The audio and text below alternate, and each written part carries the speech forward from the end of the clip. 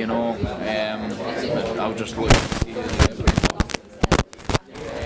like you said, I think number 14 guy is Nate Diaz. That says it itself. So it's a really hard top 15. But I'd like to maybe take a step up in competition after this. Hopefully, get the win, get stoppage, and then start getting on the UFC. Sort of getting their attention and start working my way up. Cool. Well, thank you very much for your time. Cheers, man. Great performance in Scotland. Very active in terms of your UFC debut. In and out. Do you think, I said it to Robert, do you think fighting here is going to be similar to the Scottish atmosphere? Do you think it's not going to be an unfamiliar territory? It's not going to, like, someone over here for the first time may be caught by the Dublin atmosphere, the fans, but you experienced as good of an atmosphere in Scotland. So you don't really have to worry about it getting to you. Yeah, I mean, that atmosphere in Scotland is something I'll never ever forget for the rest of my life. I feel like here in Ireland I will get a good response, not as good obviously as Scotland, because they're not going to be as passionate about me as they are for their own fighters, but I feel like we have got the same sort of fighting blood and my style of fighting that Irish will like, rather than someone that kind of grinds out the decisions like my opponent. I've came in and got the finishes with my first two, so I'd imagine they'll be more excited to see me fight than him. But I'd imagine I'm going to have some Irish fans, and I've got a lot of Scottish support coming over as well. So just one other thing, it's a really interesting dynamic for me. While you were the champion in Cage Warriors, the guys who were below you in the division were getting picked up and signed to the UFC and starting to make names for themselves. I just never got your thoughts on it, but was that a frustrating time for you? Were you worried the call wasn't going to come? Was it a sooner rather than later thing? I mean, yeah, it was worked out now. It was frustrating at the time and a little bit downhearted, but also motivating. So it was a weird one, but I mean, now that I'm here, it's paid off.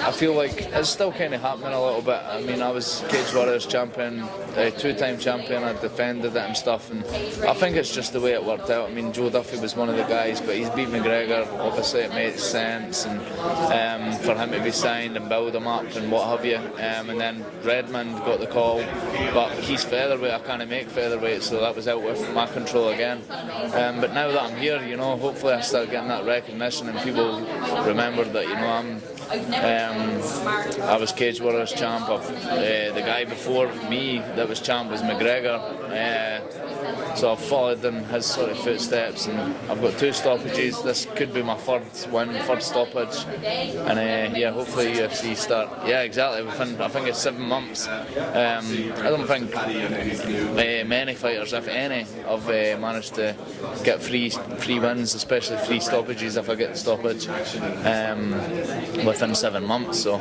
yeah. You were over in TriStar with Joe Duffy, is that correct, over at this camp? Yeah, I was training with Duffy. I went over, trained for a month, and then came home, did my last 3 weeks at home. Okay, just obviously your reaction to the news last night that Joe's out of the fight. Yeah, shocked. I mean, you didn't expect any fighter to be out like 3 days or whatever before a fight. What I believe is his last sparring session, he received a blow to the head that, you know, it rocked him or whatever. He's received a mild concussion, and he's only just been told this week that he's not allowed to fight, so it's out with his control. I'm sure Joe's absolutely devastated, but it's good to see that.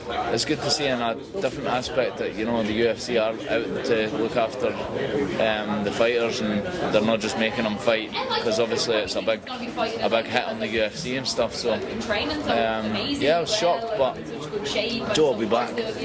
Sally, you know what's it been like being over there in TriStar? Obviously, there's a lot of European guys over there at the moment. Redzer, I think, was over there. We'd Tom Breeze, yourself. How much has it done for your game being over there for Asa, Habby, Eric O'Keefe and the guys like that? I mean, I feel it's improved my game a lot.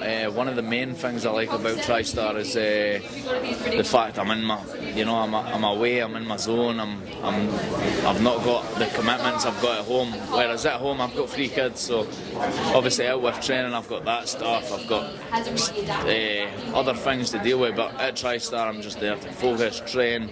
I'm training beside guys that train full time that are in the UFC. I think TriStar's got 7 UFC lightweights now, so it's perfect for me for sparring partners and stuff. And yeah, if you want to if you want to be a killer, you've got to train with killers, and it's always going to help my game. Yeah. And just give me one more shotgun prediction for Saturday night. Prediction for Your fight. Yeah, I mean, just me to win any way possible. Me by stoppage. I visualise it in my head. I see me knocking him out by a head kick, a punch, a knee. I visualise a lot. I see me winning. I feel I can win by sub, knockout, or decision. It always just depends what happens on the night, how I feel. But me to win, and then hopefully collect another 50 G's, and the UFC to start taking notice. Cheers, man. Thanks, Stevie.